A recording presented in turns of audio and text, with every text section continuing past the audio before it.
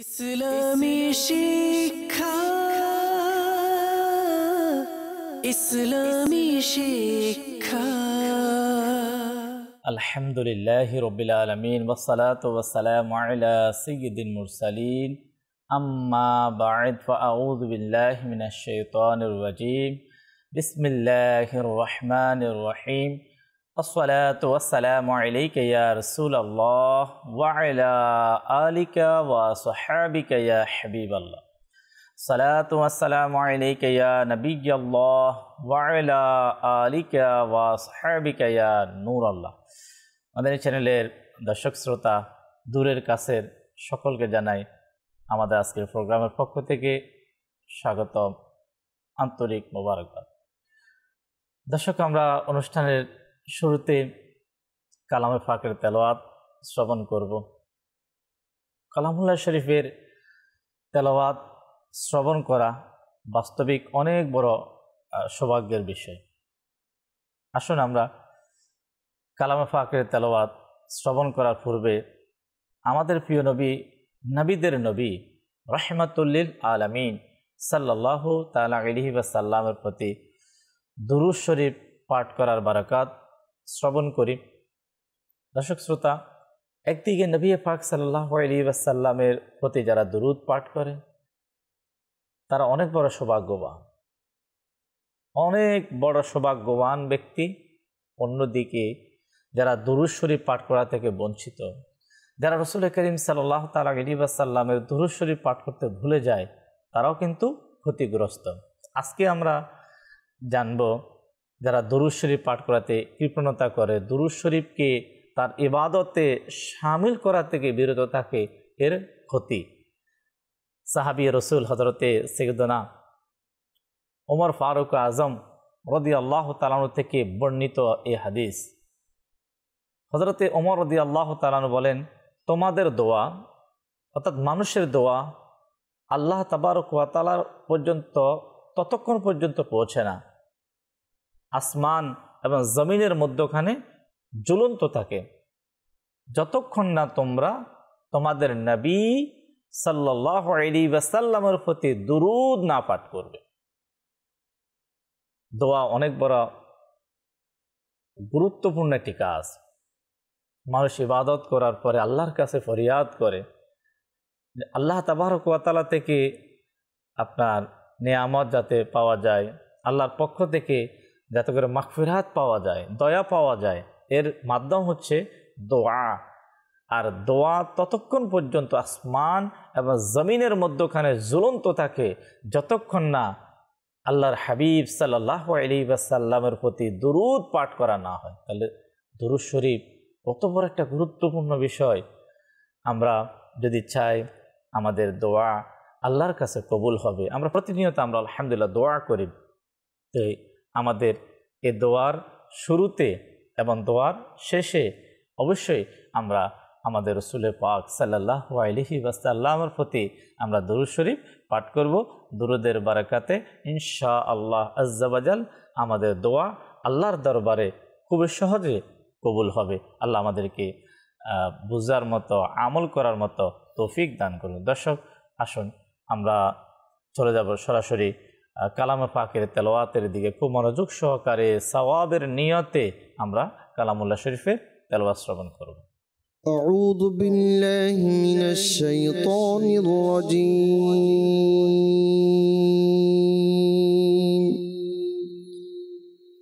بسم الله الرحمن الرحيم.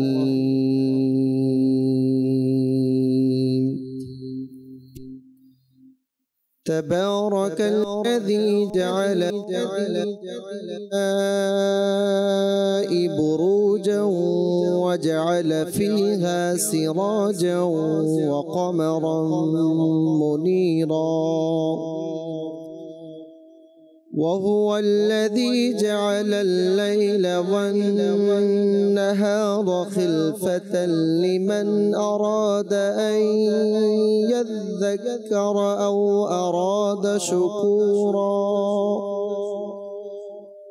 وعباد الرحمن الذين يمشون على الأرض هونا وإذا خاطبهم الجاهلون قالوا سلاما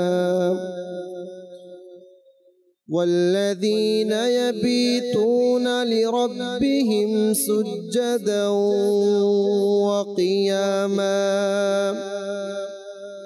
والذين يقولون ربنا اصرف عنا عذاب جهنم إن عذابها كان غراما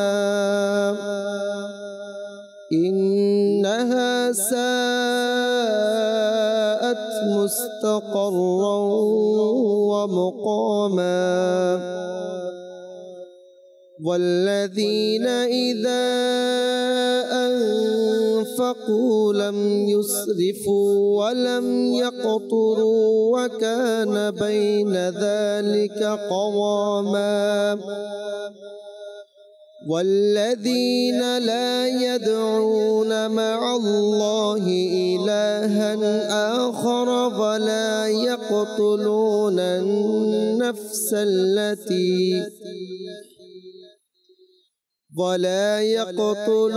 النفس التي حرم الله إلا بالحق ولا يزنون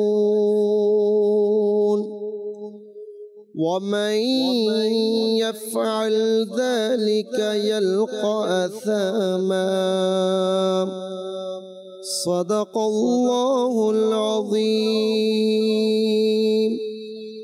وصدق رسوله النبي الكريم صلوا على الحبيب সাল্লাল্লাহু তাআলা আলা মুহাম্মদ সাল্লাল্লাহু তাআলা আলাইহি ওয়াসাল্লাম।